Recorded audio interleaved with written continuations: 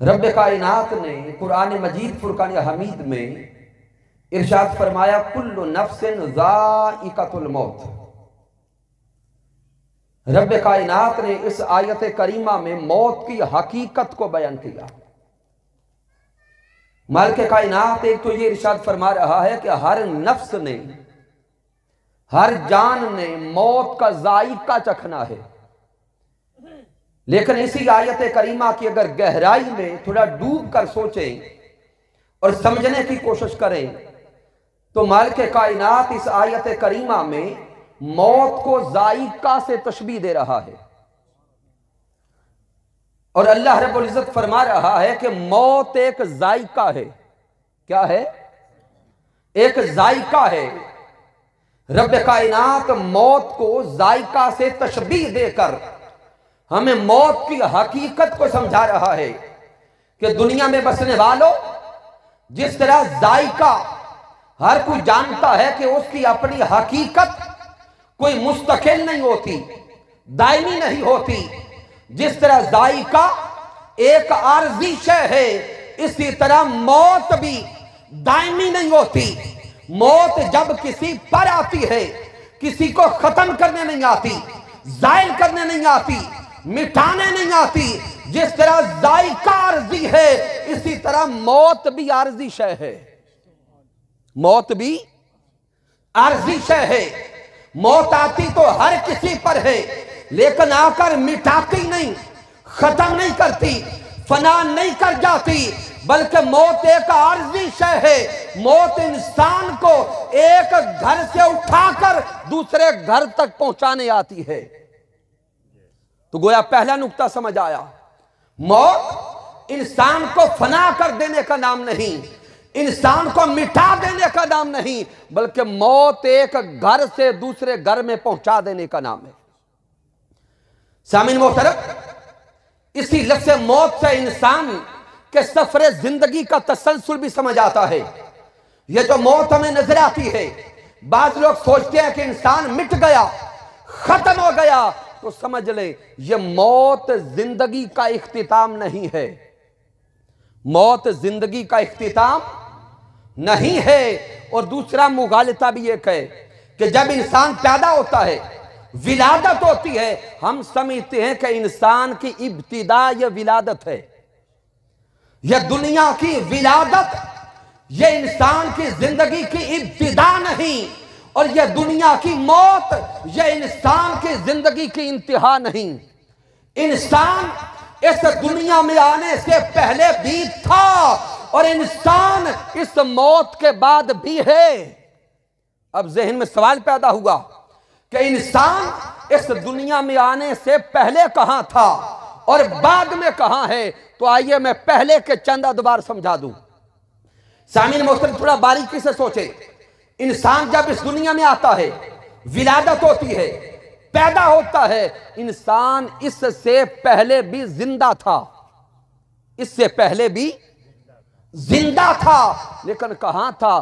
سوچے، اسی انسان نے کم و بیش 9 ماہ اپنی ماں کے بطن میں گزارے۔ کہاں؟ اپنی ماں کے بطن میں گزارے۔ تو ماں کے بطن میں انسان زندہ تھا یا مردہ تھا؟ بولیں، زندہ تھا۔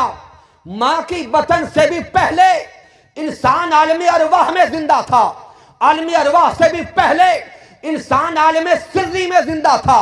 انسان کی ابتدا وجود سری سے ہے، وجود سری سے انسان وجود روحی میں آیا، وجود روحی سے انسان وجود بشری میں آیا۔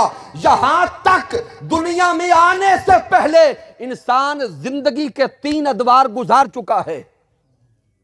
اس دنیا میں آنے سے پہلے زندگی کے 3 ادوار گزر چکے۔ عالم سری میں تھا، پھر عالم روحانیت میں تھا، عالم روحانیت سے ماں کے بطن میں تھا، ماں کے بطن سے اس دنیا میں پہنچا۔ 3 دور زندگی کے پہلے گزار چکا۔ اس دنیا سے جانے کے بعد انسان عالم برزخ میں بھی مٹتا نہیں ہے، زندہ ہوتا ہے۔ اب سوال پیدا ہوا کہ انسان اگر زندہ ہے عالم برزخ میں تو وہ کھانا طلب کیوں نہیں کرتا؟ پانی کیوں نہیں مانگتا؟ روشنی کیوں نہیں مانگتا؟ تو سامعین سمجھ لیں، ہر دور میں، ہر عالم میں انسان زندہ تو ہے، لیکن ہر زندگی کی ضروریات جدا ہیں۔ ہر زندگی کی ضروریات جدا ہیں، ہر زندگی کی کیفیات جدا ہیں۔ جب انسان وجود سری میں تھا، زندہ تو تھا لیکن تقاضے جدا تھے۔ وجود روحی میں تھا، زندہ تھا، تقاضے جدا تھے۔ ماں کے بطن میں تھا، زندہ تھا، تقاضے جدا تھے۔ اس دنیا میں آ گیا، زندہ ہے، تقاضے جدا ہیں۔ عالم برزخ میں، قبر میں چلا گیا، زندہ وہاں بھی ہے، زندگی کے تقاضے بدل گئے۔ اور سامعین محترم، انسان کی موت پر جتنے بھی الفاظ بولے جاتے ہیں، کسی ایک لفظ کے اندر بھی انسان کے مٹ کر ختم ہو جانے کا معنی نہیں ہے۔ میں وقت بچانا چاہتا ہوں، آپ اپنے ذہن میں لے کر آئیں، جتنے الفاظ بھی انسان کی موت پر بولے جاتے ہیں، ایک لفظ بولا جاتا ہے کہ فلاں کی وفات ہو گئی۔ لفظ وفات یہ بھی قرآن مجید کا لفظ ہے۔ لفظ وفات کا معنی مر کے ختم ہو جانا نہیں ہے۔ لفظ وفات یہ وفا یوفی سے ہے، اس کا معنی ہے پورا ہو جانا۔ لفظ وفات کا کیا معنی ہے؟ اچھا بولیں، پورا ہو جانا۔ اور آپ بزرگ احبابی پنجابی میں بولتے ہیں کہ فلانے دا دانا پانی پورا ہو گیا۔ جب دانا پانی، رزق، سانسیں انسان کی پوری ہو جاتی ہیں تو وفات ہوتی ہے۔ تو لفظ وفات میں دنیا سے جانے کا، پورا ہو جانے کا معنی ہے، ختم ہو جانے کا معنی بولے نہیں ہے۔ پھر لفظ بولا گیا کہ انتقال ہو گیا۔ لفظ انتقال ہر کوئی جانتا ہے، یہ منتقل سے ہے۔ ایک جگہ کو چھوڑ کر دوسری جگہ پہ منتقل ہو جانا، یہ انتقال ہے۔ انسان نے ایک گھر کو چھوڑا، دوسرے گھر قیام پذیر ہو گیا، تو منتقل ہونے میں مٹنے کا معنی نہیں۔ پھر لفظ وصال، لفظ وصال یہ وصل سے ہے، اور وصل، وصال کا معنی ہے ملاپ ہو جانا۔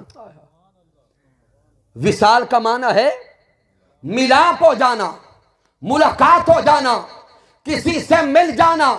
وہ انسان، وہ بندہ مومن جو ساری زندگی تاجدار کائنات کے وصال کو تڑپتا رہا، جو ساری زندگی آقا کی ملاقات کے لیے ترستا رہا، روتا رہا، جب اس پر موت آتی ہے وہ قبر میں جاتا ہے، گھر والے چھوڑ کر واپس پلٹ جاتے ہیں، اس کو ذات مصطفیٰ کا وصال نصیب ہوتا ہے۔ تو لفظ وصال کا معنی ملاقات۔